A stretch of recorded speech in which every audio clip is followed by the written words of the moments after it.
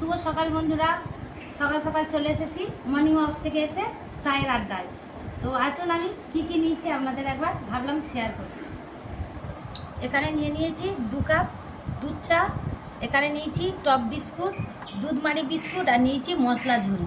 না না, সকালবেলা এত কিছু? হ্যাঁ, ও চায়ের বাবা, সঙ্গে এ তো পুরো ফাটাফাটি গো, জমে যাবে। চায়ের সঙ্গে খেয়ে বল। না, চা খেয়ে বলো কেমন হয়েছে গো। তো চাটা এবারে খেয়ে বলি কেমন হয়েছে। কেমন হয়েছে গো?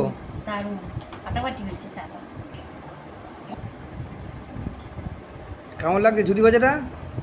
বুঝে সুন্দর,